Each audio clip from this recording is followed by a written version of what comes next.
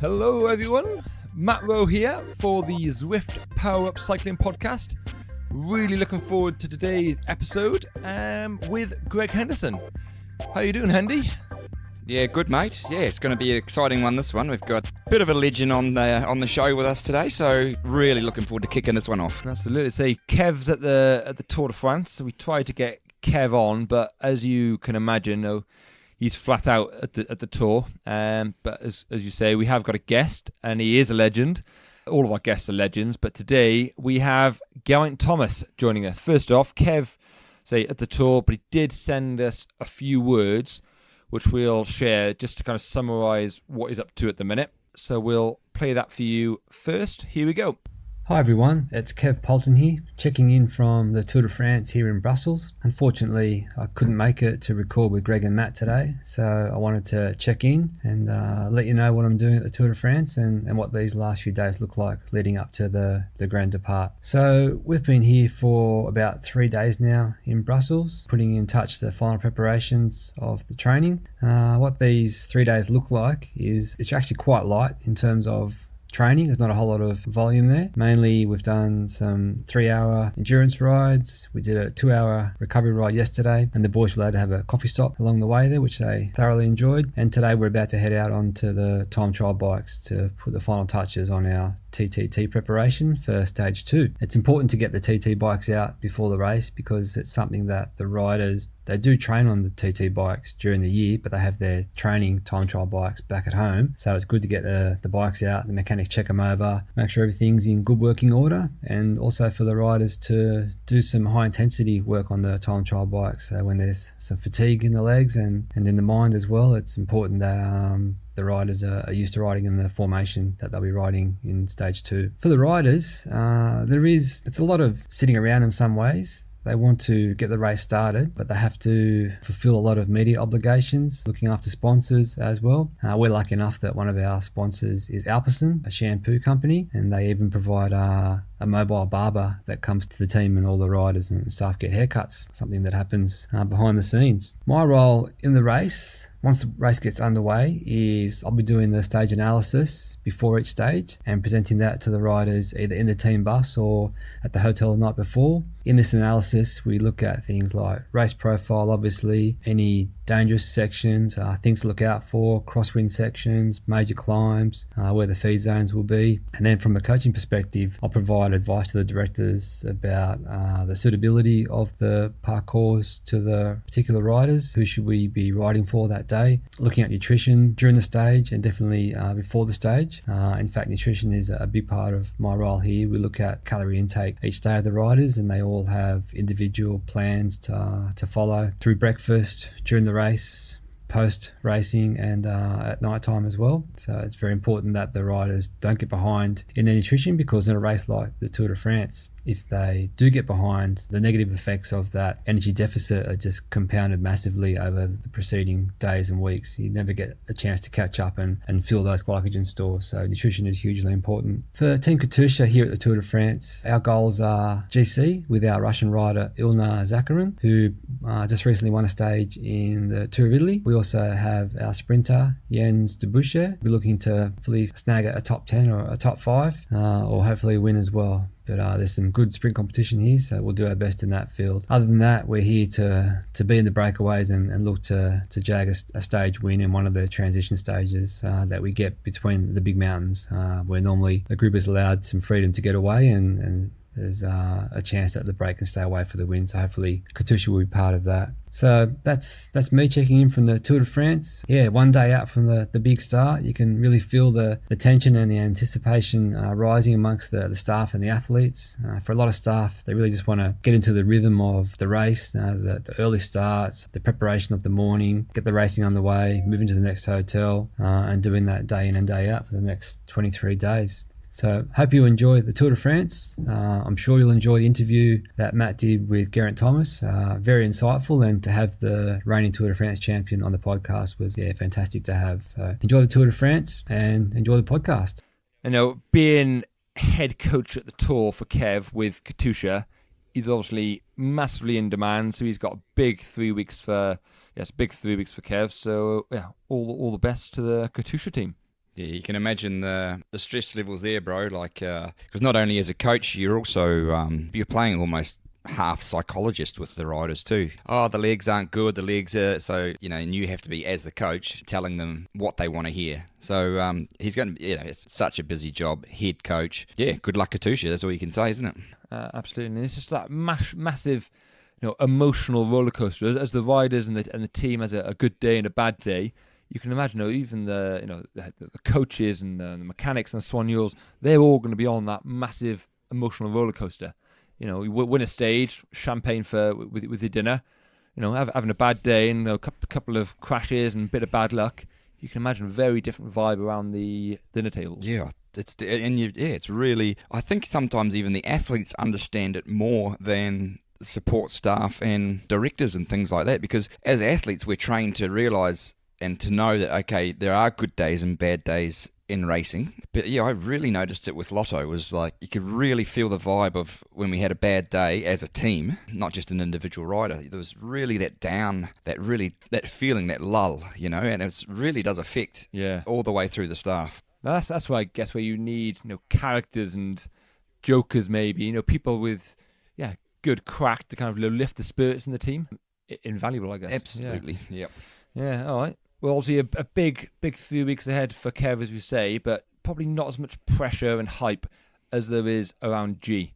So before we get into the chat with G, I just want to touch upon some of the new stuff in Zwift. So you've got time trial mode. So just like in real life, you head off one at a time. There's no draft, and it's a race against the clock. So you sign into the Zwift companion app for a time trial event at the designated start time, and then you'll be put into a start area, and you're on this new conveyor belt system, which is pretty cool. And row by row, minute by minute, or 30-second by 30-second, you move closer to the start line until it's showtime, and it's your turn. Off you go. You get a countdown, and it's full gas for the time trial. So that's a quite a nice new touch, and I think the community have been asking for it for quite a while. And it's not just individual time trials. You've got team time trials in game, where obviously drafting is enabled, and it just opens up a whole new land of opportunities. That's quite a cool new feature to be added, I think, Greg. Yeah, that's it's pretty cool, isn't it? And because you think a lot of it is, if you want to do a good test or a good hammer session from this point on Zwift to point A to point B, can be anywhere. But now you've actually got a reason for doing it. You're in a time trial. You're actually starting. The hype's there. The warm up has to be proper. You're starting in this much time. It's it brings straight to race day. And it's, looking at it from a coaching perspective, it's so good to get your athletes to do it, because it does. It's a dress rehearsal for the real thing. So it's if you look at it that way too, okay, mate, you're on in 2 minutes. As you inch closer, and righto, go, and your mindset is 100%. You're in TT mode. You're not just going out for a ride along on Zwift. Yeah, definitely. And there's always something like for me and a lot of riders I coach. There's nothing like racing, and it can be a local Club 10, it can be a Zwift race, but as soon as it's a race and somewhere results are going to be posted, your attitude changes slightly versus just going out and doing just some time trial efforts in training. There is a difference. So I think by doing these efforts in Zwift in time trial mode in an event, you end up kind of being able to just dig that slightly bit deeper. And this comes down to, some people are just born racers versus trainers. So, yeah, great benefit for us all. Yeah, I agree. And the other new thing in Zwift is some of the new power-ups, but I think we'll come on to those later. So, yeah, as I said, I had a chat with G on Tuesday before the tour. So that was 4 days out. Which was the day before he travelled to Brussels, and you can imagine what the kind of the media pressure and the demand on him in that week before the tour was. And just before we chatted, he's commenting offline. He just had a massage, but before that, he had like a round table discussion with seven journalists, and he's got 7 microphones in his face. It's just carnage. So appreciate G's time, giving it up for the Zwift podcast. So here is my chat with G. All right, G. Tuesday before the Tour de France. How are you doing? Yeah, good, thanks, mate.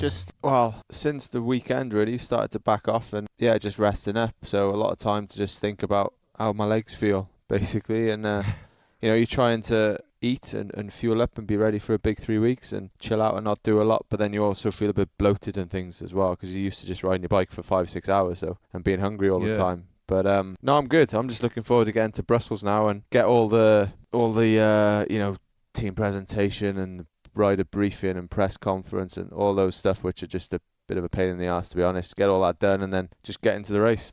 And obviously, normally you fill your day, as you said, with like a lot of training. You've got so much time to think. What do you kind of fill your time with? Obviously, it's not good to sit there just dwell on and fixate about the tour all the time. Netflix or what are you filling your time with? Yeah, so a lot of ITV Player and Netflix, to be honest, and just chilling out with Sarah, my wife, and went down to the pool for just an hour yesterday. We got a pool like in our building, a big communal one, and just we went out for some food last night and just feet up on the sofa the rest of the time, a couple of massages. But yeah, you obviously don't want to be doing much either. We went for a little stroll to get I didn't even have a coffee because I'm trying to cut out caffeine as well, so I have more of a hit during the race. So yeah, it's you try and fill the time with stuff which doesn't take any energy, which is a bit of a challenge sometimes. Yeah, yeah, hard to do. And going back a few weeks, obviously you come off at the Tour of Swiss. How's recovery been from that? Yeah, it's been good. It's obviously it was a big disappointment just to not finish the race and be in it and try to win it because it was a big hit. But yeah, I think I was fortunate in that I didn't do any real damage. Like I obviously hit my head and I needed 4 stitches above my eye and there was a bit of blood and stuff. Yeah. So that's the reason the doc stopped me because of concussion protocol and all that stuff. So. But yeah, I was fortunate there was no damage and 2 days later I was back training, so no real lasting effects. Good. And if you sustained the same injuries at the Tour, would you have still stopped or do you think you would have been able to carry on? Yeah, I think the doc probably would have been a bit less cautious maybe. And I don't know, I guess that's one for him because he's the guy that stopped me. I wanted to get back on the bike. But it's one of those, I guess. With concussion, it's so much in the headlines these days, and it's a lot more, people are more aware of it and stuff. So you definitely got to be cautious of it. But yeah, the plan's not to try and fall off again anyway. Yeah. So. And talking about training a little bit, obviously traveling to the Tour tomorrow, but going back slightly. Well, way back, you spend a lot of time in LA for training, which I guess is not your typical location to go to as a pro. What is it about LA that you like? Yeah, so basically I went for the first time in 2017 and I'd just done Tour Down Under for, it must have been 6 or 7 years in a row, and I was wanting a bit of a change, and I like to get out of Europe because basically I don't like the team training camps because they go to Mallorca and we already been in December, and I think I've been to Mallorca at least once a year since 2003 now, maybe 2, so a bit sick of that, so I like to get away. No family holidays in Mallorca then in the future? Definitely not. Or maybe, but we just won't be staying in the same hotel in Alcudia eating fish and salmon, but and salad. But so we'd just like a change. And then I was chatting to Cameron Worth, who obviously spends a bit of time down there, and he was saying how good it was. And obviously you got to take what he says with a pinch of salt because he speaks some crap sometimes. But I thought, we head down there with Sar, and we went there for 3 weeks, and it was ideal for January, really. It's got, long enough climbs to do the work I need to do then, and it's got flat roads for the time trial bike, and actually pretty quiet, which you wouldn't really expect from LA, but, stay right on the Santa Monica side, Malibu way. Yeah, you're straight in the hills there, and it's actually not too many cars up and around there, so ideal for January, really. And obviously the time zone as well, so you're away from everyone here and away from people trying to sort of get hold of you all the time, and you just sort of crack on with your training and live a bit of a different life out there. Yeah, nice. Obviously the weather's spot on as well, isn't it? Yeah, exactly. And that time of year, that time of year, what training wise, you said about getting the work done on the climbs and stuff. What does 6 months out from the big goal of the year being the Tour, what does training involve that far out?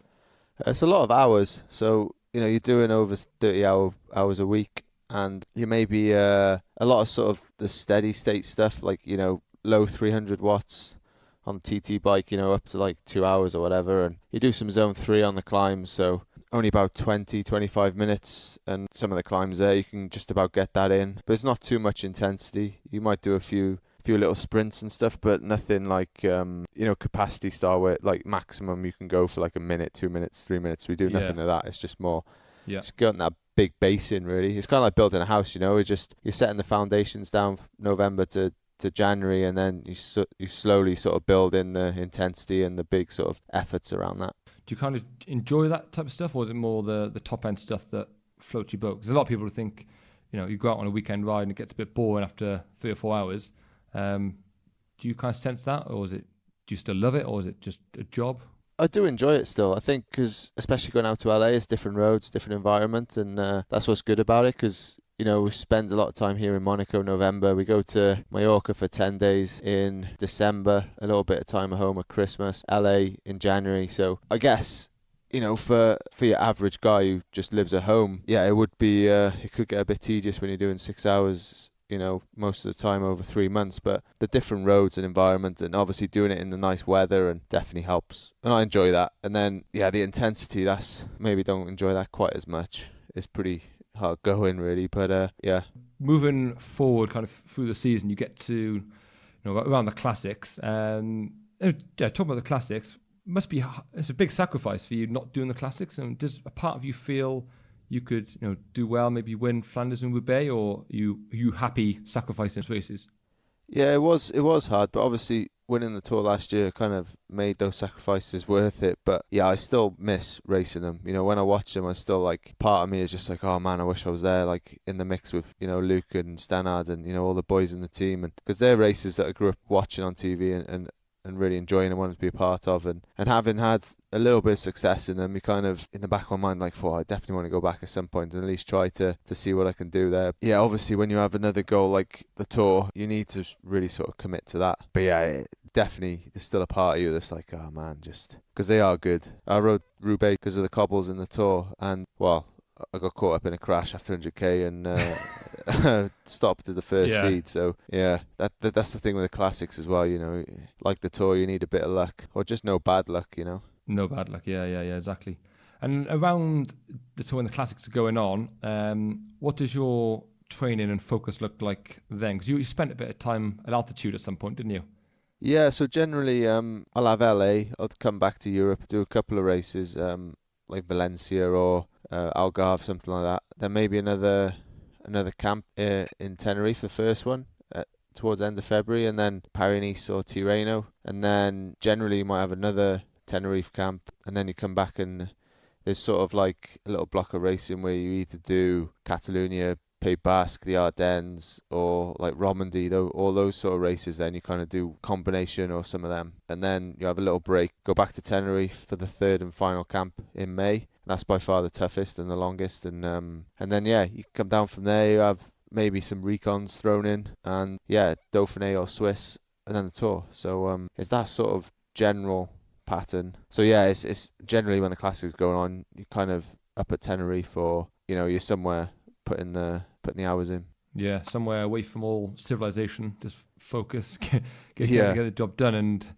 And now, 4 days out from stage one, as you said, it's the hard work is done.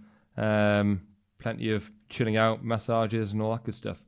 Have you got while we're on the topic of training, have you got a favorite session, or kind of a go-to form finding session that you really find works for you, or that you enjoy?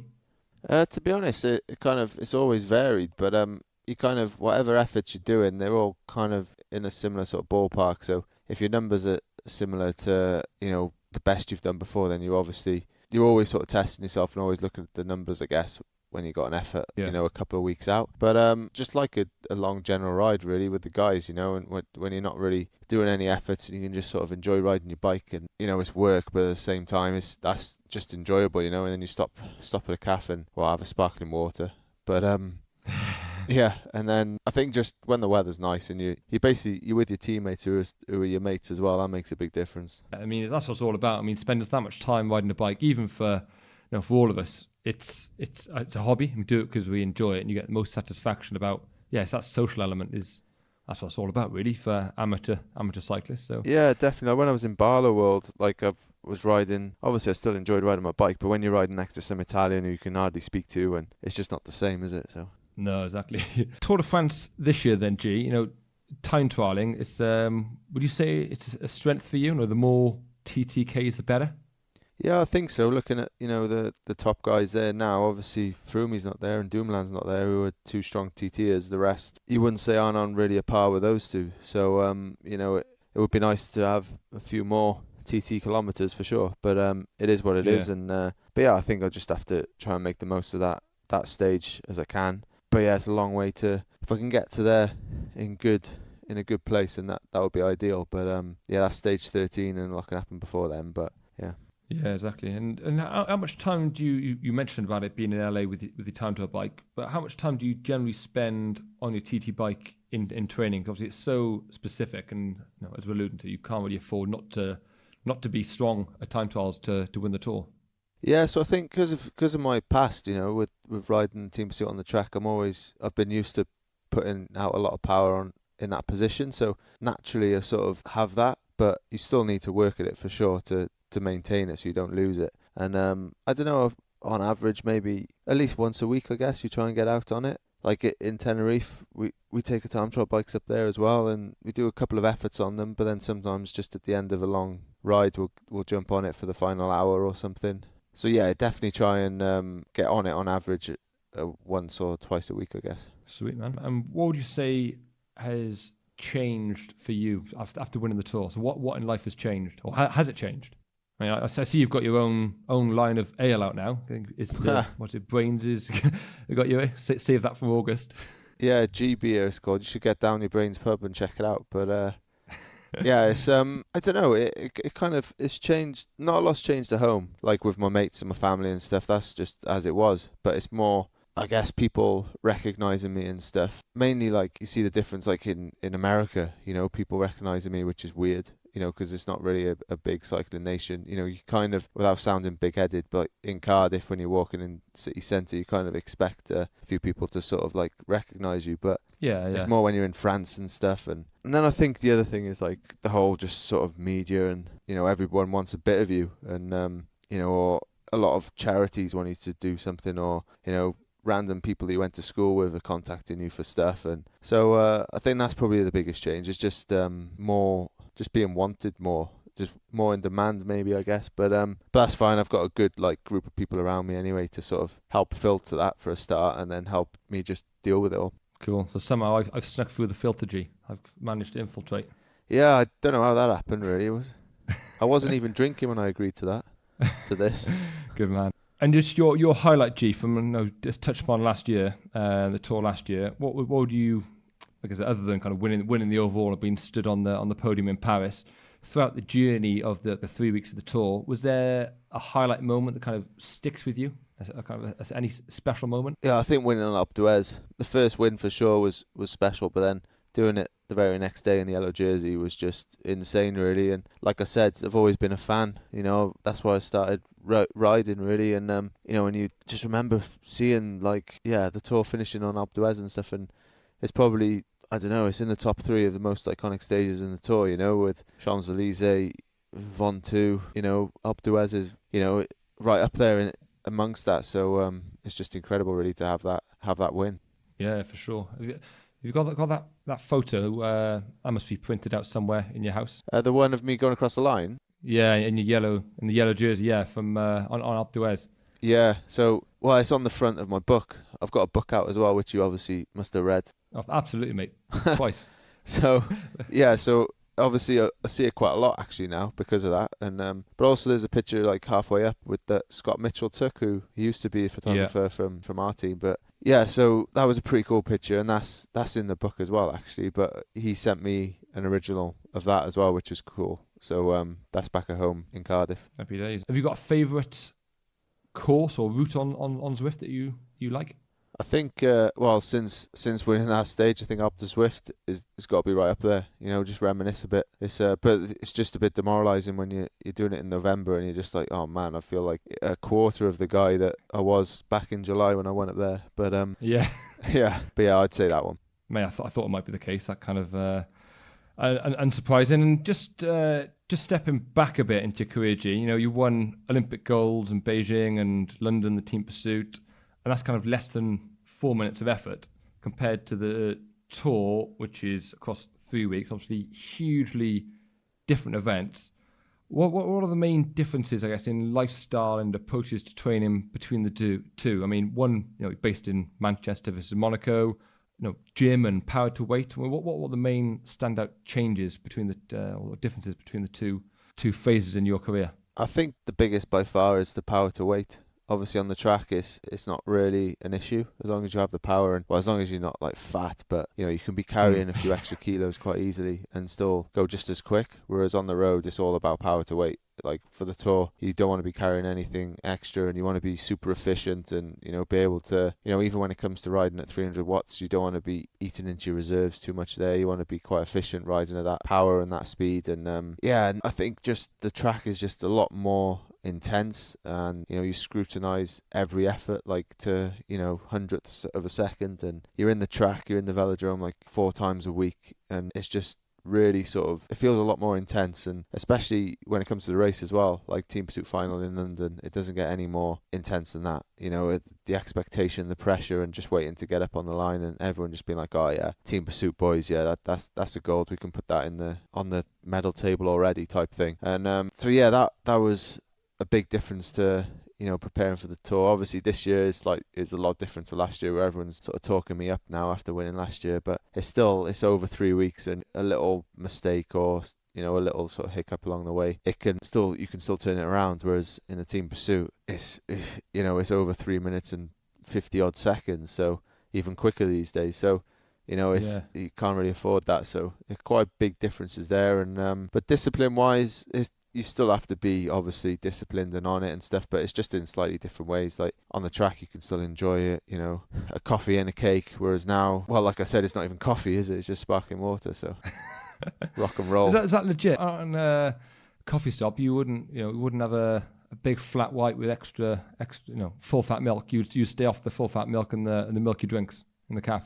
Yeah, like now. Or you might, I just wouldn't have a coffee basically. Like I don't want the caffeine, and so I could have a decaf, but then I don't really trust the Italians either. They might just say they got decaf and give you one anyway. So yeah, but on the track then you'd go into Starbucks and you'd have like a large bloody caramel macchiato or whatever, and then you'd have you think you'd be being healthy, so you'd have like a skinny muffin, lemon and poppy seed or whatever. Now if I went there, I might have a skinny decaf cappuccino or just a sparkling water. So but it's all worth it in the end, Yeah, it's all worth it. But some of these sacrifices that people at home don't see and don't hear about, some kind of the real fine details. Good to hear about. And your first Tour de France, 2007, you were one off Lantern Rouge. Last but one. I remember you come back to Cardiff after it, and you obviously just a shell, wiped out, and as you would be after your first tour. And over the years, it's that kind of steady progression to be majorly influential in Team Sky's success through to obviously winning the tour. What do you put that progression down to over the last decade or so? I think a lot of it is just getting older and stronger, experience, and then I think just fully concentrating on the road as well. Like obviously back then I was still a track rider, that was 2007, so I had the Beijing Olympics the following year, and I was still, that was my main goal, was the track, even up until London. So but once that was done, it was kind of fully on the road then, and focused a lot more on my weight, and just started weighing myself, on the track. I rarely did, and then just you commit to a different type of training then, and that progression that curve steepened, and you just continue to improve. And moving out here I think was a big change as well, made a big difference. I was training every day with Richie Porte and Froome, who they still are, but back then they were the best climbers in the world as well, so you're constantly chasing them around, and you're comparing yourself to them all the time, and you're always trying to improve and catch them up. And so I'd say they're the biggest differences. And just going back even further, racing as a kid, grew up in the Maindy Flyers, used to go down to Maindy, outdoor track in the winter, on a Thursday, 1 degree, and all that stuff. Maybe I think on a Tuesday might do a circuit class, finishing with basketball or hockey or something random, and then a road ride on the weekend. I mean, I guess the message there, I guess, is as a kid, you haven't got to be training 5-6 days a week with all the best fancy gear. Bit of hockey and variety in your life. Yeah. good thing, G? Oh, definitely. Like we didn't have the best kit, but like you look at some of the kids these days, it was just unreal, the difference. And the kit and everything from, we used to buy those multicolored luminous like fluorescent tops off those those stands for like £5 for a top or whatever. And just go out and just enjoy racing and just enjoy the whole sort of social side of it. And I think just riding the track as well, it gives you so much, like later on, like tactically and bike handling and just riding in a group and all that type of stuff. You gain so much from that, and without even knowing it, because it's just fun at the time on the track. And like you say, it's not just about the racing, and it's not about winning and losing. It's just like getting out there and enjoying it, and then afterwards you, like you say, you play cricket or some basketball or whatever, and it's just you just got to enjoy it, because otherwise you can't, you can flog your kids and make them do it for so long, but as soon as they turn 18 or whatever, or get a bit of a mind of their own, they'll soon quit. And it's all about just enjoying it. Yeah, definitely. And I remember you going to Germany as a kid. I think it might have been like under 14 or something, and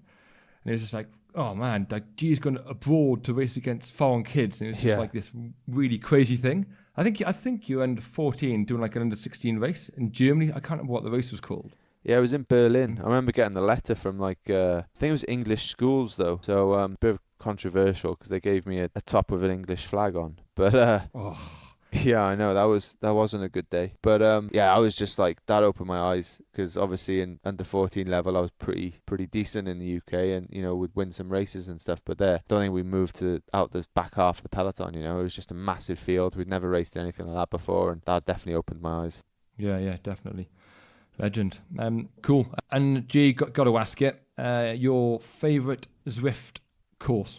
Well, it definitely has to be Alpe d'Huez Zwift. I think, talking about Alpe d'Huez being such a big highlight of my career, so it's always nice to sort of reminisce on that. It's just a bit different when you're doing it on Zwift in my garage in November in the cold and like 10 kilos overweight. I don't feel quite as good as what I did in July, but it's got to be that one. Yeah, good man. And you do, whenever you jump on the turbo, you use Zwift as well to train, to kind of help with that stimulus and stuff.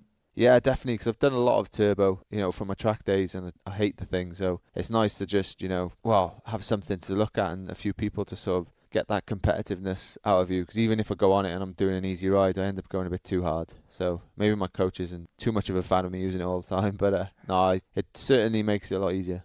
Yeah, good man. All right, Gilles, I'm sure you've got the whole of Zwift and the Zwift community behind you. Good luck at the tour, mate, and nice appreciate your time. Cheers, thanks a lot. There you go, Greg. You can sense he's up for the tour this year, isn't he? He's just everything he says. There's mentioned the tour a lot, and he's definitely got his game face on, I think.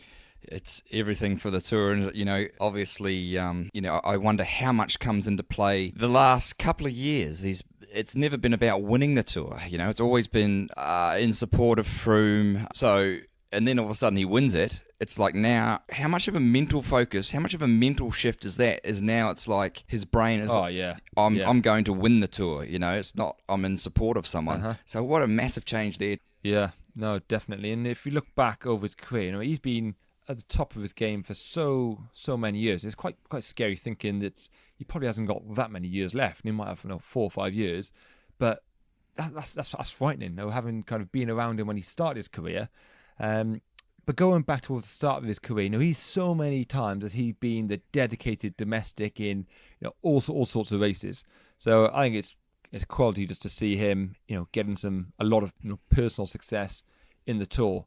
But just picking up on some of the things he said, Greg, let's talk about periodization, because you can tell from what he's saying, how he stepped through from Christmas time, January, where he goes to LA, where he's doing lots of long, steady rides, through to the altitude camps, through to more recently, where there's a bit more specificity in his training.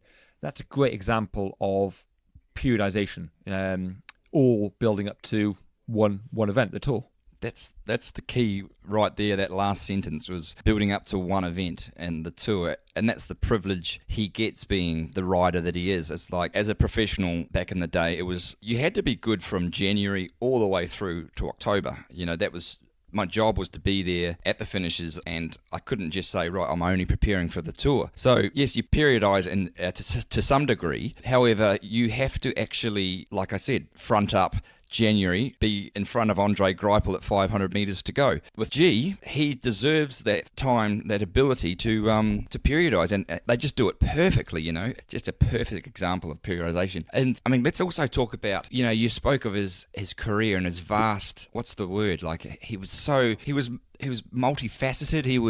He could do anything. G was always that guy that could support in the mountains, and like 2010, 2011, he was my lead-out man. Like, he was at the pointy end of bunch sprints. So his skill set is just huge. He can take it from the front anywhere. You know that 99 times out of 100, if there comes to a sprint with the GC leaders, your money's on G 100% of the time. Yeah, definitely.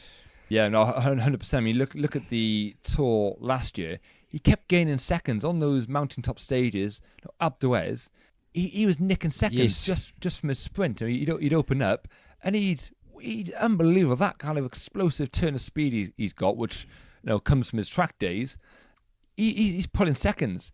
It's amazing to go. Yeah, so I think it's amazing. Yeah, what that track background does for him. He's naturally has that explosive power, and that doesn't go. He's got he's really engaged with his fast twitch fibers from years and years and years, bowling around the track at 60k an hour, doing team pursuit, and that's a good twitch to have. Cavendish grew up on the track.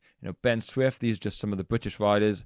Stuart O'Grady. There's an abundance of riders who have been really good on the track and then turned that onto the road, and being top quality roadmen that have always got one characteristic that stands out. They're fast, like you, mate, like you. So it's good message for kids. Absolutely, too. Growing up, we've mentioned it quite a lot, but track is a great environment to play in, and Zwift as well. Zwift gives you that speed as well. Everything you do on Zwift is intense, sharp, fast. So it gives you, every time you get on Zwift, really, you get an opportunity to practice a sprint, and you're doing some top end efforts. So yeah, I think it's pretty cool. And again, talking about G as well, being fast, he was actually one of the key lead-up men for Cav at the Worlds when he won in Australia. Instrumental. Yes. If you go back on YouTube and watch the Worlds, what year was that? It was not Australia. It was in Copenhagen. Copenhagen, you're right. Yep. So yeah, we watched that, and literally G is instrumental. Absolutely. Unsung hero. I mean, Cav in his book, full of praise for G. But just an example, he's hasn't come out of nowhere. He's earned that tour, I believe. Definitely not out of nowhere. And I remember it was only a couple of years ago. He was sitting in support. He was sitting fourth place in the tour until he had an off on one of the corners or one of the descents or something. I think maybe one of his first tours in support, he had one of those bad days, lost a lot of time, and then the next year he was in fourth until he had a bingo on the downhill. So there's no question, G, he's a favourite. Like anyone else going for GC, it's that first week you have to survive with so much pressure, so much stress, so many crashes. If you can stay out of trouble, then you let the legs do the talking on the first mountain stage, and that's when we get the first indication. Okay, who is up for this tour? Yeah, definitely. Again, touching on another topic that G mentioned, he said about having no caffeine. So I was kind of like half thought he was joking, but he's been coffee stops, no caffeine, just has sparkling water, and that's not for a kind of calorie carb point of view. It's from a caffeine point of view.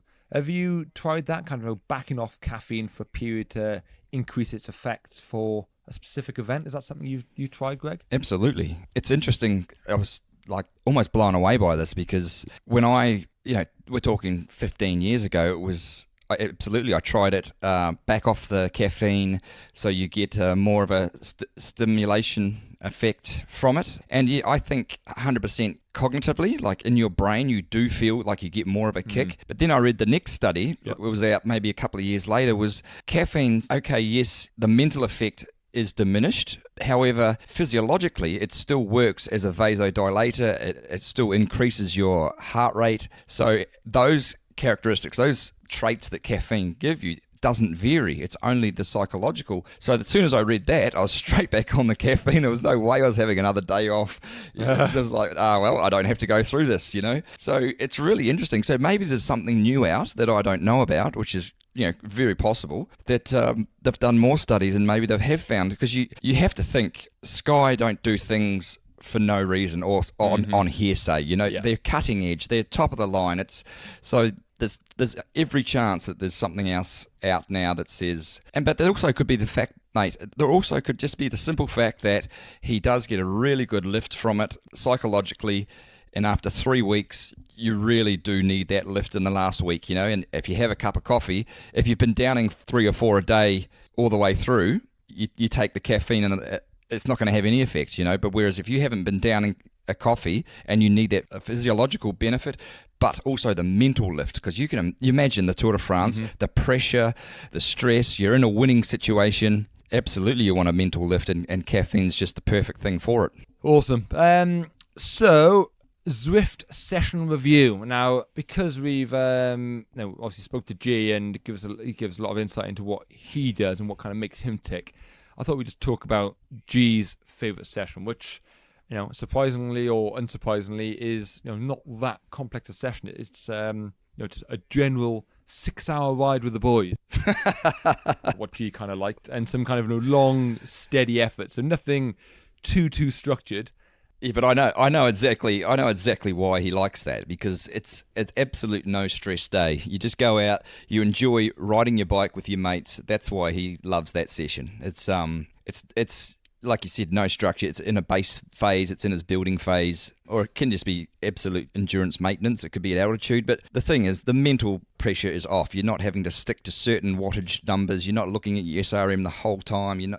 I guarantee that's the reason he loves it. It's just, and 6 hours, yeah, absolutely. It sounds incredible. Like I couldn't do 6 hours now, but it's just basically it means a long endurance ride, which is for a professional, it is 6 hours. It's a working day, so everyone's doing that. In the professional peloton, it's a nice general long endurance day where you're building base fitness, you're building so many metabolic pathways, your mitochondrial density, everything is just getting that stimulation, that growth factor that's needed for endurance sport. Yeah, I mean, for most amateurs, if you're doing a long ride, maybe kind of a one-off event that's 4, maybe 5 hours, versus what G's trying to do, and pros doing 3-week grand tours.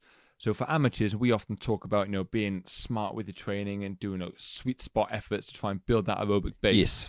But I guess for pros, there's no getting away from the fact you need hours in the saddle, right? Yes, 100%. And okay, it's not quite a Zwift session, but I will confess, when I was a pro, it was on the program. I had to get 2 endurance rides done this week, and I've actually sat on Zwift for 7 hours once just to get my endurance ride in, because yeah, I know, what a mind breaker, but actually it was so doable, because I just picked out little parts of Waitopia that I wanted to go and visit, and I would do that, and I said, right, let's ride that climb again, and let's do it at this power. So I just broke it down. I didn't actually set, right, I'm going to be on here for 7 hours. I just set little goals along the way as I kept going. And actually the thing that stopped me, and this is quite interesting from a physiology standpoint, is I started cramping, and I was taking on that many liquids. Like I was drinking, because I know that I sweat. Everybody sweats like madmen on the trainer.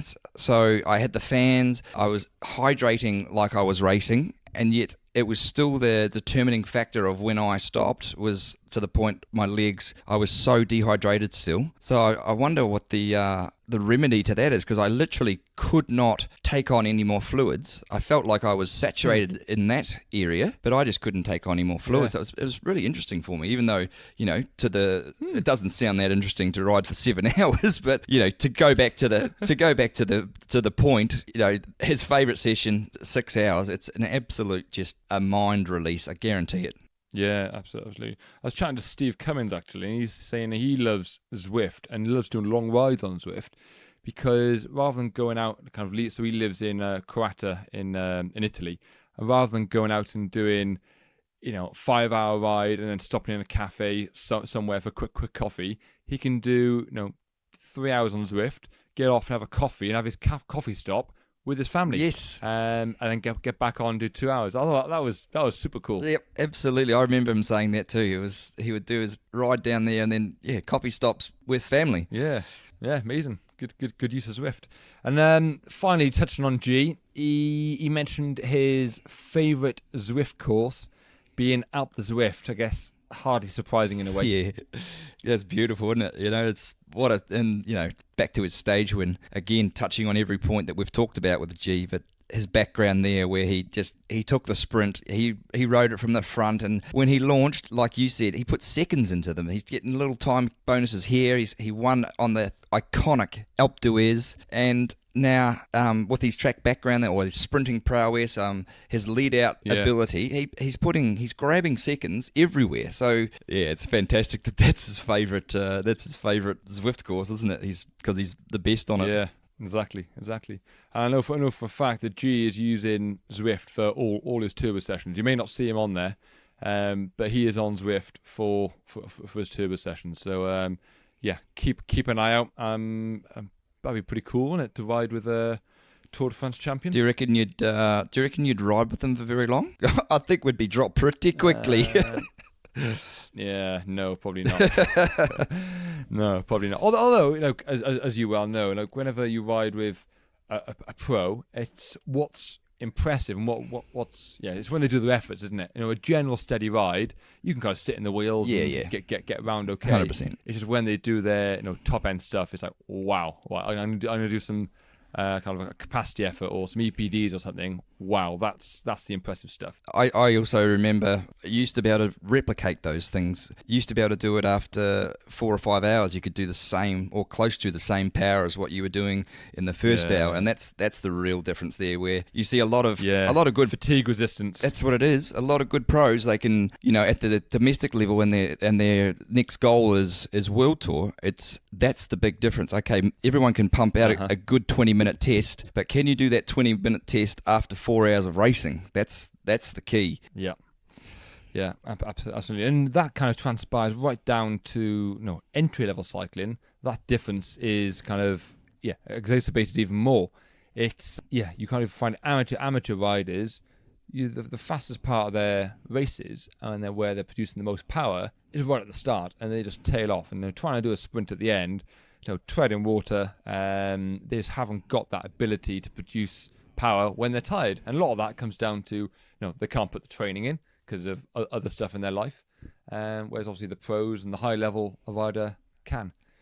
Cool, all interesting stuff. Cycling terminology then, I've flipped this round a little bit to be a little bit of Tour de France trivia, just something different. So I'm going to ask you, Greg, to guess the longest Tour de France in history. So how many kilometres? How long was it? And as a clue, this year is 3,460 kilometres long. So what do you reckon the longest ever is? Mate, I have no clue. I know most Grand Tours are nowadays at 3,500 K. I know back in the day they used to actually circumnavigate France. Like each stage was round the border, which looks quite cool. I think that's a great way of doing it. So if we're and I know they had those massively long stages, they were riding 450K a day, like massive stages. So steak in the shorts. I've actually the old possum skin, the sweaty possum skin down there. I've got no idea, but I'm gonna guess 6,000. That's a good guess. Kilometers. That's a good guess. Not miles, kilometers. Yeah. So kilometers. Yeah. So straight off the internet. The 1926 Tour de France, which is the 20th edition, took place from 20th of June, and it consisted of only 17 stages with a total distance of 5,745 kilometres. So pretty close. So almost 6,000 K, and it was ridden at average speed of only 24 K an hour. So very, very low average speed. But as you said, it literally does a lap of France. So literally, yes, following the sea. I knew that.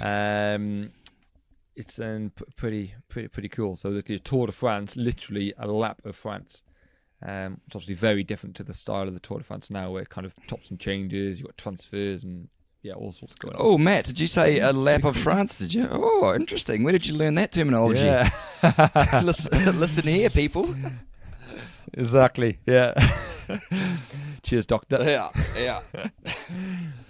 Awesome. So, normally we'd have a quickfire section, but again, not much of a quickfire. Just decided to switch it up a little bit. Nice. So, let's talk about favourite power-ups. And the reason I want to talk about favourite power-ups is because we kind of covered this before, but we have 2 new power-ups, of course.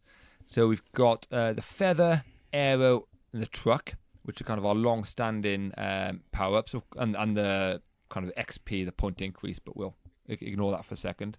But the new ones being, well, new, it was around at the start of Zwift, but it's kind of new to most Zwifters. It's only just come back. It's the burrito. So the burrito, or the breakaway burrito, it makes you undraftable for 10 seconds. So kind of making it easier for you to get a gap, which is quite cool. And the invisibility power-up, which makes you invisible for 10 seconds as well. So just to recap, you've got the feather, which makes you lightweight, and it removes 9 kilos for 30 seconds. And I was always a bit unsure exactly what it does, other than making you lighter, but it does remove 9 kilos for 30 seconds. Just touching on that, that's 9 kilograms, because I never knew that myself, but that's actually going to be more effective for lighter people. It's going to be more of an advantage, because you think of percent of your body weight that's actually removing. If you're 50 kilograms versus 100 kilograms, it's twice as much. That's incredible. Yeah, true. Whereas if you're 120 kilos, you're not going to see that much of a difference. No. But yeah, you're right. A 60 kilo rider, all of a sudden they're Huge difference, isn't it? That's huge. Yeah. Good point. Yeah. Good point. Leave it with me, mate. I'll come back with the good stuff. Yeah. You got the Aero Boost, which I say improves aerodynamics by reducing drag by 25%.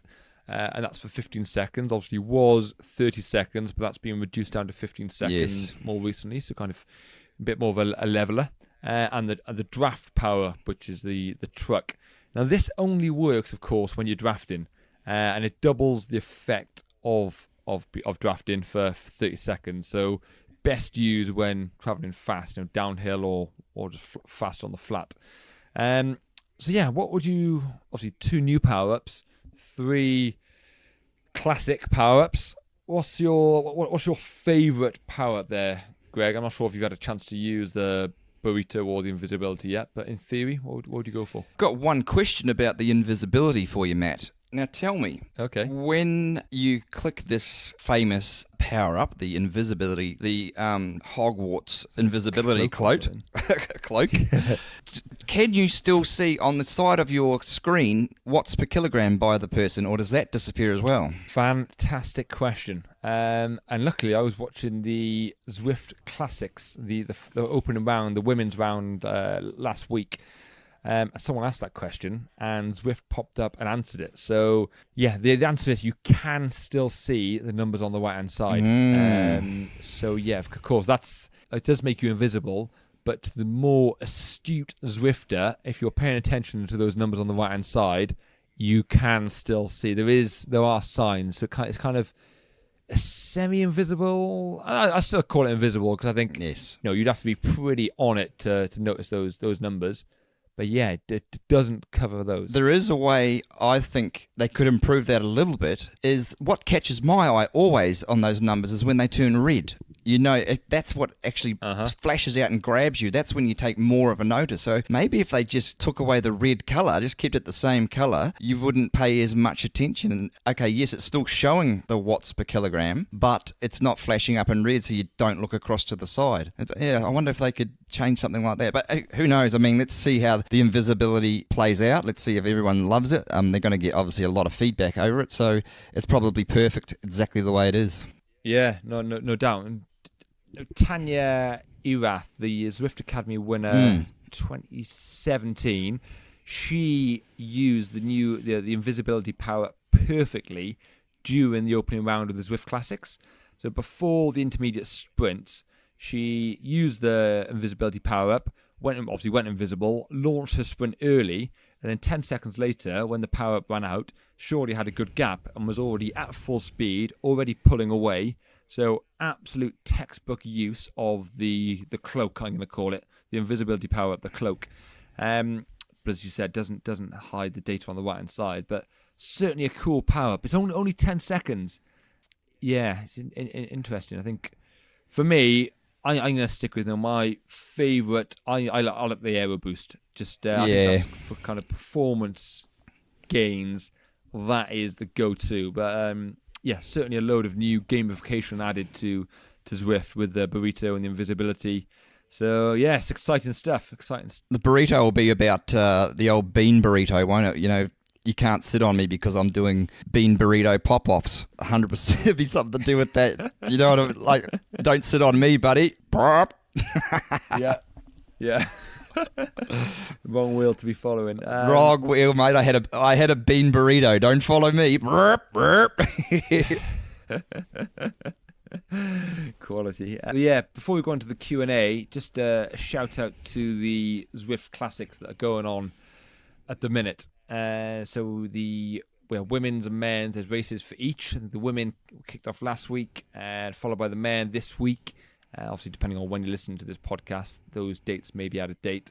For the next 4 months, there's going to be a men's and women's Zwift Classic. So unlike the KISS Super League, where it was, as the name says, it was a league, these are classics. So one-day events, first across the line wins. And there are teams have entered, but ultimately it's an individual event that you represent a team for. So keep an eye out for those. Obviously live streamed on Zwift's Facebook channels and Twitch and all the like, and YouTube. So keep an eye out for those. Good to support, and some good exciting racing, no doubt. But moving on, Greg, to Q&As. 2 questions. First question is from Richard Giles, that was sent in via the Zwift forums. And Richard says, love the show. I'm getting more and more out of it each episode. I come from a family of cyclists. My dad competes in the north of England in the 60s, but sadly I only discovered riding a few years ago when I found Zwift. You see, I'm a nerd, so the combination of technology and sport seems very natural, and it really hits the mark for me. So the question I have for the team is, what would you change if you only wanted to compete on Zwift and didn't want to ride in real life? Would your training recommendations be any different to the riders who compete in meet space events? So I think if you only want to compete on Zwift, or want to race on Zwift, I mean, the average race on Zwift is around 50 minutes compared to trying to compete on the road, which tends to be longer. Okay, criterium's around that distance, but competing in road races, or if we say competing in sportive type events, they're obviously a lot longer. So there's a big difference there. But I always say Zwift and in real life riding complement each other perfectly. So the two should go together. It's like apple and crumble, or Yorkshire pudding and gravy. Fish and chips. Yorkshire pudding and gravy? What? Oh yeah. But if you're purely going to train on Zwift, you would reduce the volume. The number of hours you spend riding. That's because the demands of your event. So Zwift racing is only 50 minutes, so you don't need to spend hours and hours and hours riding your bike. But it comes down to muscle tension as well. On Zwift, your muscles are tensed, engaged, and firing the whole time you're sat on Zwift, and that's assuming you don't stop pedaling, of course.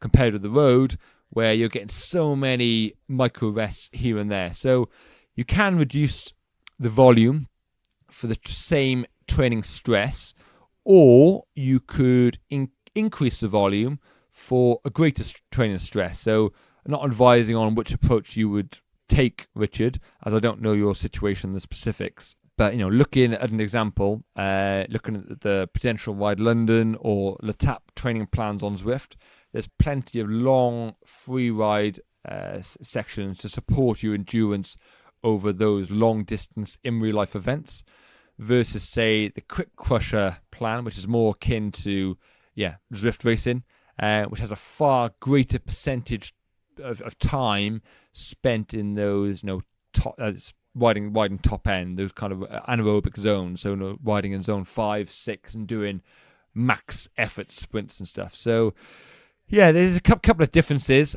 But I really advocate blending the two together. Getting your Yorkshire pudding and your gravy together. Yes, that's kind of the secret formula, I think. I agree. It's a short, intense effort. So let's train short and intense when you can, as often as you can, and then throw that endurance in again when you can. It's really interesting, actually.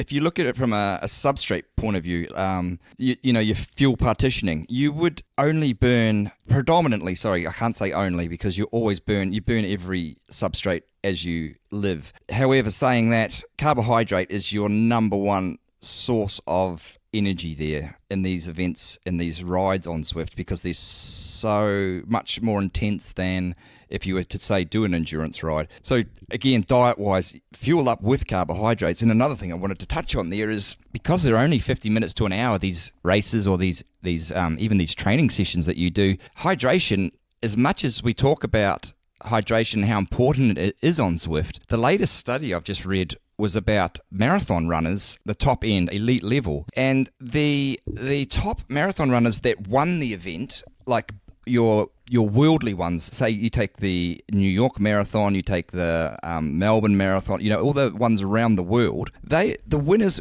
could lose up to 9% of their body weight in fluid, in dehydration, and still win. And this is a 2 hour 10 event. So that what that leads us to believe is that until this limit of dehydration or length of competition, hydration is not a rate limiting factor. So it's normally I would be advocating make sure you're drinking and you're hydrating and but it's actually not for that short amount of time.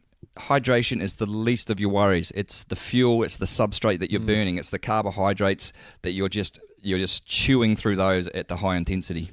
Interesting stuff. Cool. All right. So question 2 is from Sarah Ingram. And Sarah's question reads, "Hi guys, enjoy the podcast. I've listened to every episode so far. Well done, thank you.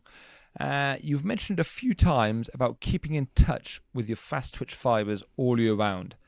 I am definitely a slow twitch rider, so would this advice still apply to me? I'm a time trial and breakaway specialist, or at least that's what I suck at least, so being able to sprint isn't really that important in my mind."